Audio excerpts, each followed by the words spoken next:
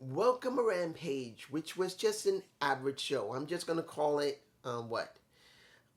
just there because it wasn't a bad show. It wasn't a good show. It wasn't truly exciting, even though the first match I did like. But the point is, it was just there. It was not a substantial type of show. Now, Eddie Kingston versus Tateska, I believe that's his name. Now, here's the thing.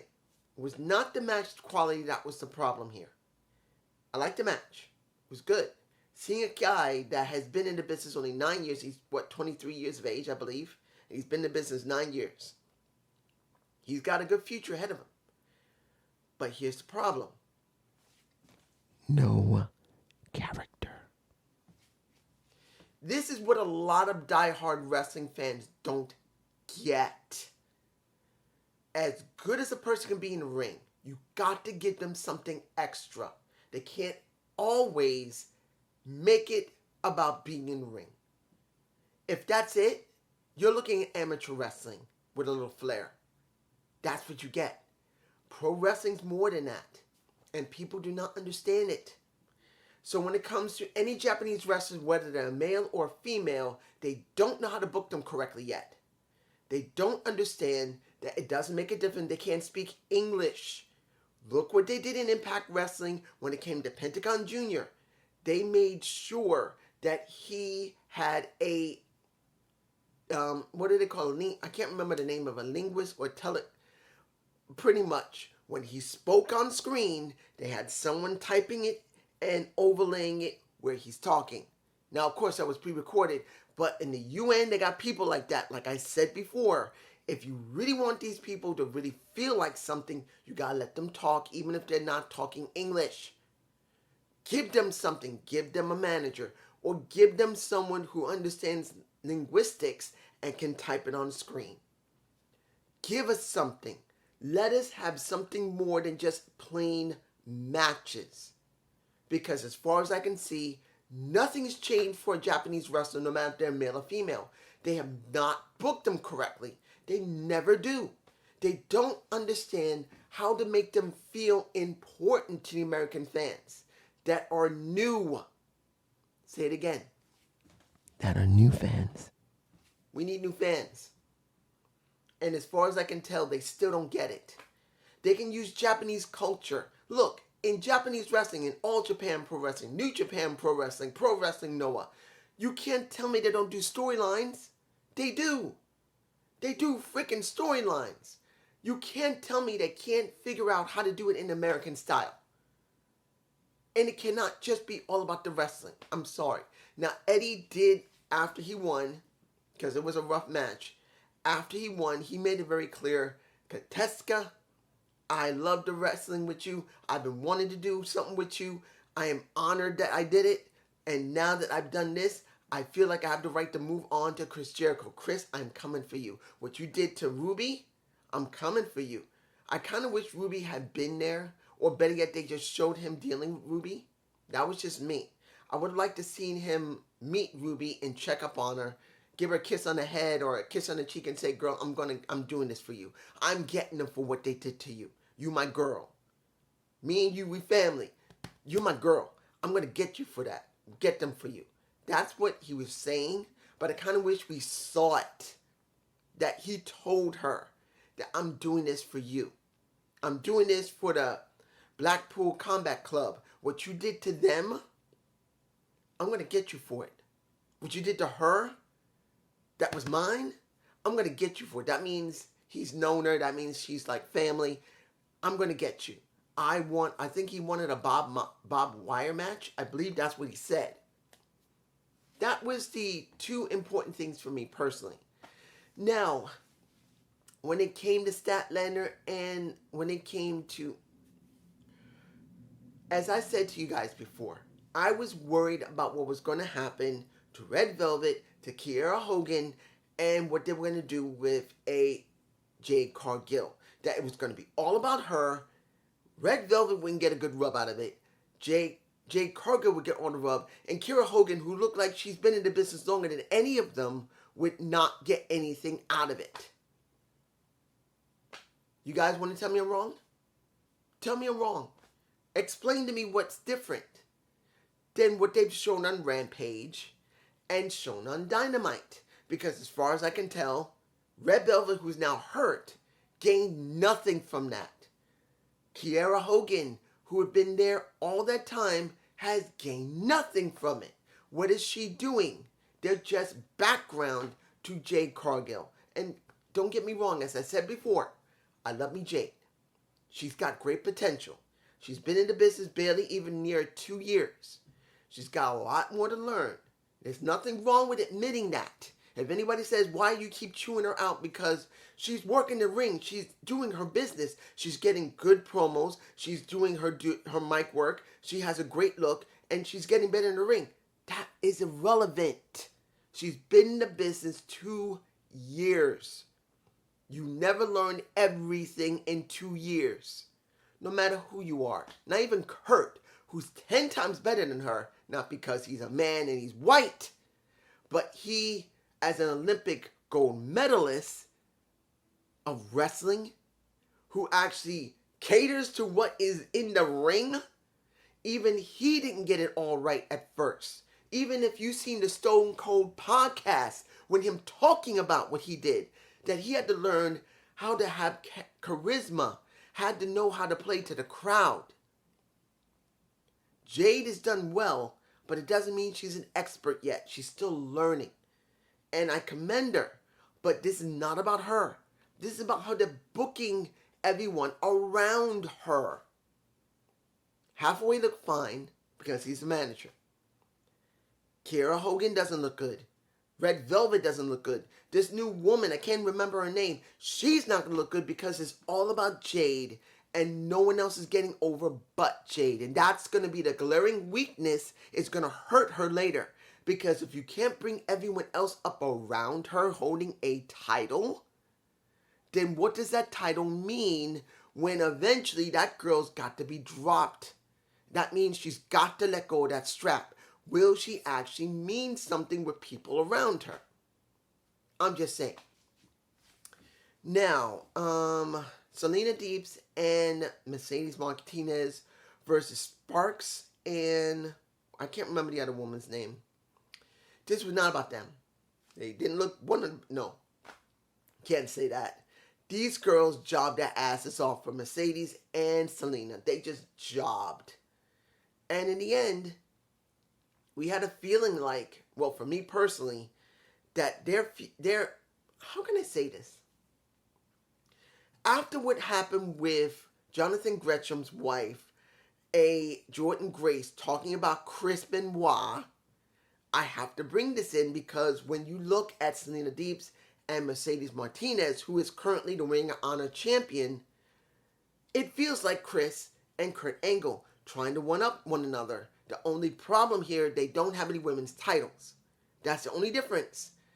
Here, you get that same feeling of Chris and of Kurt. That's what you get. And guess what? You got Selena Deeps finally betraying or just nailing a Mercedes Martinez, making it very clear that she wants that Ring of Honor title. But here's the thing, and that's what kind of happened with Jonathan Gresham, and I will talk about this match in a minute. When it came to the, Gates of Agony. We do not see anything of Ring of Honor. And since we don't see nothing in Ring of Honor, they're not getting rid of Dark, at least not now. They're not getting rid of Elevation, at least not now. And instead of getting rid of one of those two, or both, and making this about Ring of Honor being on YouTube, which actually might be the wisest thing to do. Put Ring of Honor on YouTube and drop Dark, drop Elevation, and make it all about Ring of Honor as the developmental. We don't feel anything from Ring of Honor. I don't feel anything about Ring of Honor. There's no Ring of Honor. The titles mean nothing. And let's now move on to the match between the Gates of Agony with Telly in control and Jonathan Gresham and Lee Moriarty. Lee is getting his ass whooped in that damn ring. He just gets his ass beaten.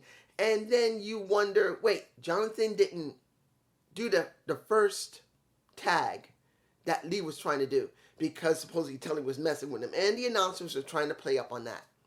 But when he finally got a chance to go straight at him and no interference, he walks off, he hugs Tully, and the gates of agony destroy him. Now, that means we now have a heel Jonathan Gresham, who, when he had his interview, because you got the, well, let me give it to I did like the interview, but it didn't feel right being on Rampage. This should have happened on Dynamite. I'm sorry. When it came to Tony Schiavone, this should have happened on Dynamite, not Rampage. If you want to make Selena Deeps and Mercedes Martinez feud mean something, it should have been on Dynamite. When it comes to Jonathan Gresham dealing with the gates of agony with Leo Moriarty and having a little bit of Tully there, it should have been on Dynamite, not on Rampage. Because right now, those titles mean nothing. The women's title and the world title mean absolutely nothing. Nothing. Anybody says it still means something because it's being shown on not being shown on Rampage and Elevation and Dark, where's RH? You got the tag titles that are still around FTR's waist, which work great because of FTR. Gresham, who we haven't seen in weeks upon weeks, only now we see him. We see Mercedes Martinez with the title now because we hadn't seen her on TV for weeks. The problem here is this. No RH means what the hell are you doing with those titles? Unless you bring RH back, these titles are meaningless. They feel empty. Unless you're going to make them the AEW/RH titles, maybe you should rename them and make them for the, what? The AEW Dark World Champion? Wouldn't that have been better? Wouldn't it be better to transition the RH title to the AEW Dark Championship, the AEW Dark Women's title, the AEW Dark Tag titles, the AEW Dark Television titles? Because as far as I can tell, there is no RH. And dragging this out is going to be an issue for me personally. I'm telling you right now, this is going to be an issue. If they do not bring back RH eventually, if it doesn't begin to come back by the time of the end of this year, we have a major problem where you're talking about having titles of a dead company around the waist of people that are not getting any benefits out of it. I'm just saying. Finally, and I'm not saying to rush it now. I'm saying they should start setting it up now, making it clear that after the next, well, they're going to have a pay-per-view, Death Before Dishonor. I believe that's what it's called. I can't remember it. After that, they should start building RH up, the actual place to go. They can't just do what they've been doing for months. They need to get this sorted out now and then start building it after that pay-per-view. We got Orange Cassidy versus Tony Nese. The only reason we got this title, well, not even a title. What is this? They want to get rid of Swerve Strickland. That's Smart Mark Sterling and Tony Nese. Can't stand Swerve, so they're trying to do a petition, and Orange Cassidy didn't want to sign it. Why did you focus on Orange? What? You don't... Look, the match itself was fine. Orange won, I wasn't surprised. Seeing a nut shot to Smart Mark Sterling from Danhausen was cool. But here's the thing for me personally. Let's make this clear. What is the point of this petition if we don't see people signing it or having to face Tony Nese to get it signed? One time on Rampage. I'm not saying they haven't done it on Elevation or Dark, but they don't show it or even don't talk about it. And if it's not shown on Dark Elevation and they're not willing to make a storyline that makes sure that Tony Nese and Smart Mark Sterling have something to do, this doesn't mean anything. So I see this as meaningless. Now, if it's been done on Elevation where they've been getting signs, where people have been signing because they can't stand Swerve, why haven't they said anything about Dark? I'm sorry. This is frustrating. If this petition is so important that they're willing to put it on to Rampage. Why didn't they have Swerve Strickland have problems on Dynamite because of what's going on with Tony Nese? They couldn't even do a 10-second segment where Tony is trying to get people with Smart Mark Sterling to get that thing signed, other than one person, and that is Orange Cassidy. Why didn't they do more over the last couple of months or couple of weeks that Swerve has been here? They should have been doing it on Dynamite and on Rampage. Not just have a random match because they're trying to make it set up. I just don't agree with it. This was just there. That's what this show is. It's just there. Doesn't mean it was a bad show. Doesn't mean it was a great show. It's just there. I did enjoy what happened with Eddie versus Tateska. I did like what Eddie had said. But the rest is just okay, and I don't agree what's going on with I just don't agree with most of what was on this show. Doesn't mean it was bad? No. For most people to be fine with it. For me, it's not. And I hope you enjoyed the Zane's View. Please give me a comment below. I am going to start filming after this what happened with Vince McMahon, and now finding out through the Wall Street Journal that he paid more women off. I will be doing that. Also, I'm going to see if I can do like another triple threat. I mean, I didn't get like a huge amount of people looking at the video, but people did say they liked the name, and I did think, because seeing that they didn't mind hearing what I said about MLW, and I'm not going to talk about it yet. I'm still going to just watch it and see how far it goes before I would decide to do any reviews of it. I am considering doing NWA like that and another promotion. I'm not going to tell you which one it is. It's not going to be a triple threat because, well, actually will be a triple threat because I'll do NWA Power and USA and another promotion. I'll talk about it.